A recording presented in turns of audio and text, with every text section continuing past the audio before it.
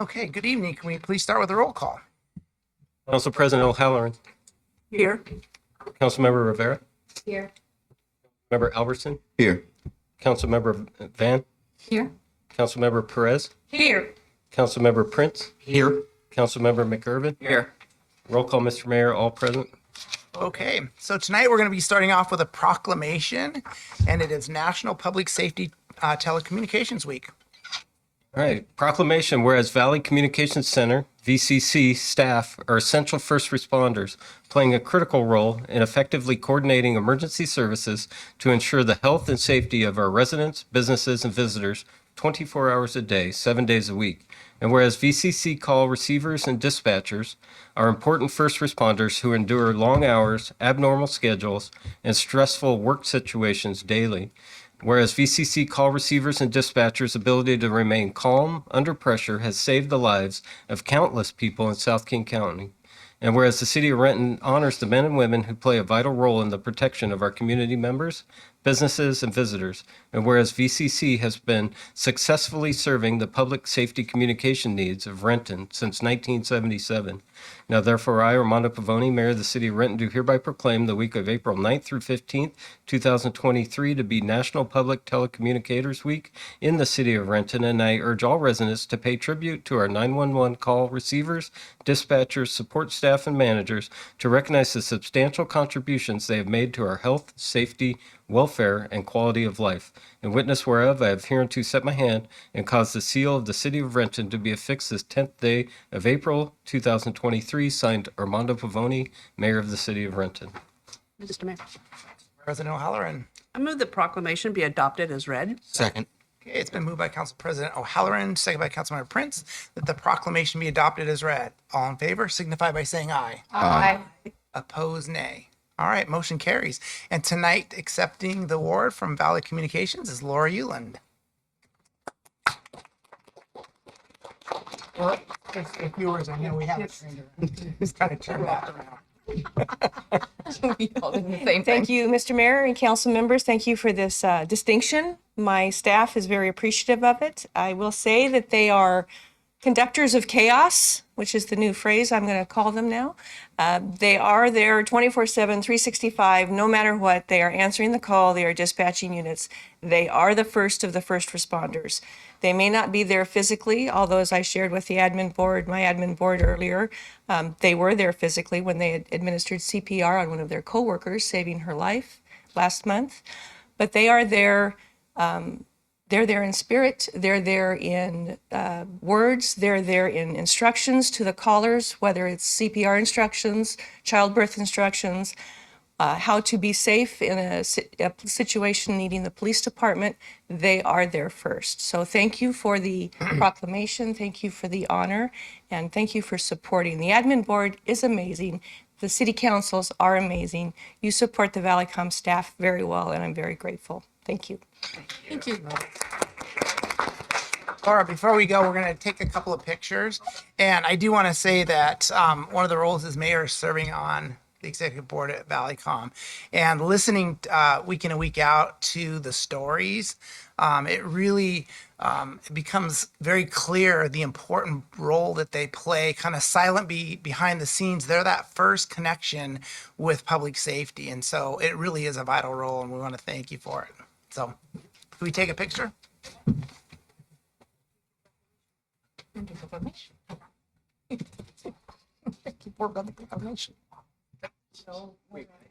No.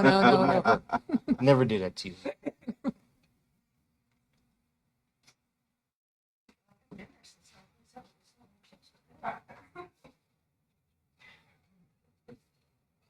One, two, three, and again, 2 and 3, and one more. Thank you.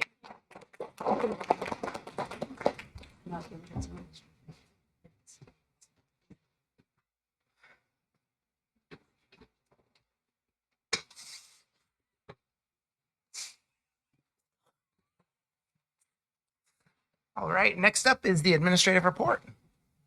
Good evening. Pop-up lunches are back. on Wednesday, April 12th, 12 to 2 p.m. at 1150 Oakdale Avenue Southwest, sponsored by SOS Pop-Up at the Sidney Wilson House. These will be repeated on the first and third Wednesday through December at rotating locations throughout the city. On Friday, April 14th, 10 to 2 p.m., and repeating every Friday through December, SOS Food Lifeline Pop-Up will sponsor a pop-up lunch at 126 South Logan Avenue North. In addition to lunch, each event will have hygiene kits, socks, and food for dogs and cats available. Starting Friday, April 14th, eastbound Northeast 44th Street traffic will use a new Lake Washington Boulevard on-ramp onto northbound 405. This traffic shift is necessary to widen I-405. Message signs will direct traffic to the new on-ramp. This closure date may change depending on weather or other external factors.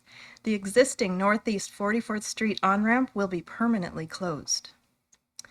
Information about preventative street maintenance, traffic impact projects, road closures, and I-405 work happening this week can be found on our website at rentonwa.gov/traffic. All projects are weather permitting, and unless otherwise noted, streets will always remain open. That is all, sir. All right, thank you. Next up, we have audience comment, and we have one person to sign up. When I call your name, please step up to the podium. You'll have 3 minutes to respond. Please state your name, city of residence, and what you'll be speaking of. And tonight we have Mark Arnold.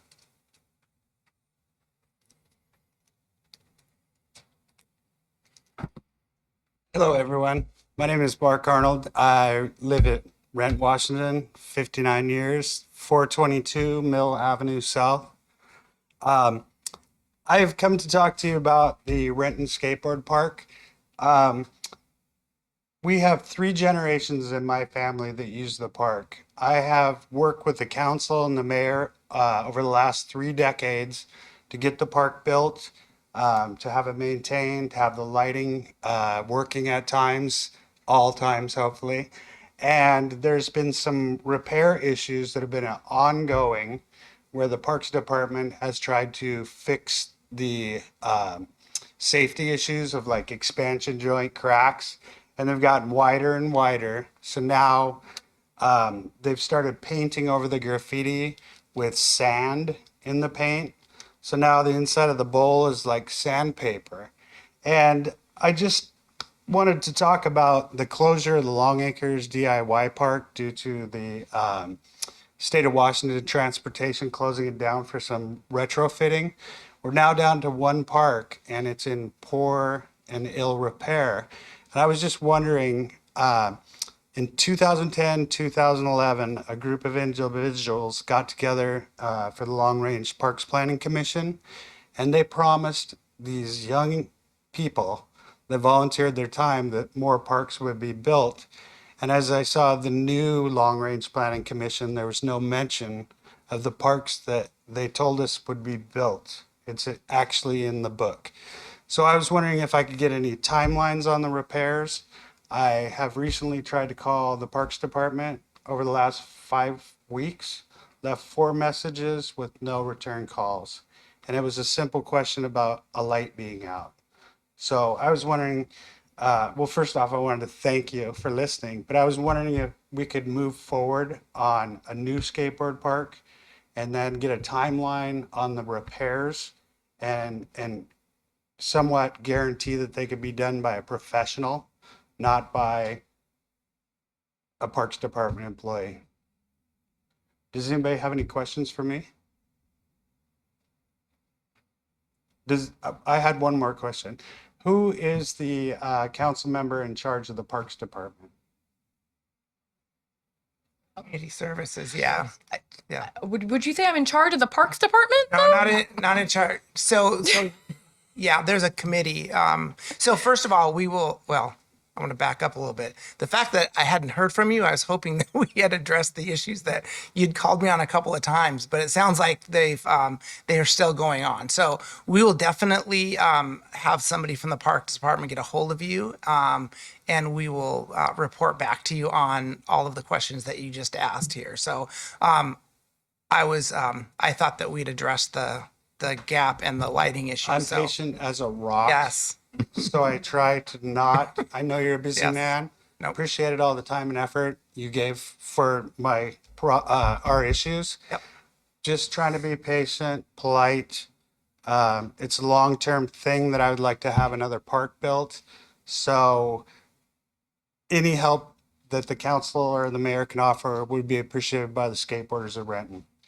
And I will say, as the chair of community services, I will give you my card right now, and you can email me or call me at your convenience, and we can talk more about this. As someone who's a skateboarder in my family, I would be in trouble if I didn't. So Thank you. I appreciate it. there you go. You too. Thank you for your time. Thank you. Thank you, Mark. All right. Do we have anyone signed up remotely? Mr. Mayor, we do have one person signed up. That's Ashley Dobson. However, I don't see Ashley signed in. Okay. Actually, sorry, I think she signed in as the chamber. One moment. Okay. Ashley, please go ahead. Thank you, Julia. Can you please let me know when my Yeah. time starts? Oh, thank you so much, Julia, for sharing your screen. I appreciate it. Yep. You're up. Okay. Hello, my name is Ashley Dobson. I am the founder and operator of Urban Market Pop-Up. I live and operate my business in Renton. Tonight, I come to this council incredibly disappointed. Almost 2 years ago, on December 13th of 2021, myself, other local business owners, the Chamber of Commerce, and the Renton Downtown Partnership came to speak out against the Logan Market project. I also plan to reference that meeting, so if you're at home, please use YouTube and type in the date, Renton City Council, if you want to hear all the public comments from that night. We came forward in 2021 urging the city to focus on the small wins in the Civic Core Plan. Things like activating alleyways, focusing on parklets and other components of this overall project with much less overhead and planning needed. That night, Councilmember McIrvin brought up that the city should move forward with those other aspects of the plans. Can the council speak to if those quick wins have happened? I encourage anyone at all listening to reach out to the city council and ask where the parklets are sitting. Ask local coffee shop owner if her efforts and hours spent working on those parklets the city continues not to use were a quick enough win for her and the other businesses still waiting. Another concern was the classes in that public plan. They were incredibly similar to those already being offered at the community center, a place which should continue to be a resource for accessible and affordable classes to all. Going back to that YouTube video, in minute 36, City of Renton employee Chip Vincent addresses Councilmember Rivera's concerns of this project being locally operated when the public plan the city had at the time listed multiple non-Renton businesses and organizations as potential tenants and partners. In response to her concern, he acknowledged the developer was not from Renton, but an advocate for our city. And I quote, "He is one of those people where he comes to the conversation, and what we really appreciate is he brings his checkbook." I didn't think I needed to, but I want to share the definition of gentrification. The process whereby the character of a core urban area is changed by wealthier people moving in, improving housing, and attracting new businesses, typically displacing current inhabitants in the process. Is that developer who brings his checkbook still a key partner in this plan? And if he is not, has the city looked at other RFPs submitted during the original outreach? I also want to point out that at that time of original outreach, the Piazza Committee and many other community members came forward. If any of those people are listening, I encourage you to continue to come forward because we are not being heard. Council, my time is coming to a close, so I remind you of the campaign promises you sit on, those of supporting locally owned businesses, those of doing what is right by the people of this city, and those of equity. As citizens, do you expect us to come to this public comment to plea with you and hold you accountable here? If so, when will you take note? Will you listen and choose to step away from your own personal agendas to make outreach with the community you were elected to serve? Will you sit in your positions of power and privilege and let local government continue to gentrify our downtown? Thank you for your time tonight. All right. Thank you. Do we have anyone else signed up remotely? That is all I have, Mr. Mayor. All right, thank you. We are on to the consent agenda. There are 6 items for council consideration. Are there any that council would like pulled? Mr. Mayor, Yes. Council hearing, President. hearing none, I move the consent agenda be adopted as published. Second. Okay, it's been moved by Council President O'Halloran, second by Councilmember Prince, that the consent agenda be adopted as published. All in favor signify by saying aye. Aye. Opposed, nay. All right, motion carries. We are on to unfinished business. Council President O'Halloran, No unfinished business, Mr. Mayor. Councilmember Rivera, No unfinished business, Mr. Mayor. Councilmember Albertson, No unfinished business, Mr. Mayor. Councilmember Van, No unfinished business, Mr. Mayor. Councilmember Perez. Yes, Mr. Mayor, the Finance Committee has 5 reports to present. Okay, Finance Committee report. The first report is regarding claims and payroll vouchers. The Finance Committee approves the following payments. Accounts payable, total payment of $12,781,968.21 for a number of vouchers, and payroll withholding vouchers and 4 wire transfers. And payroll, a total payment of $1,815,129.86 for payroll vouchers that include 657 direct deposits and 16 checks. This is the March 1st through March 15th pay period. Mr. Mayor, Councilmember Perez. I move that the council concur with the Finance Committee report. Second. It's been moved by Councilmember Perez, second by Councilmember Albertson, that the council concur with the Finance Committee report. Any discussion? All in favor signify by saying aye. Aye. Opposed, nay. Motion carries.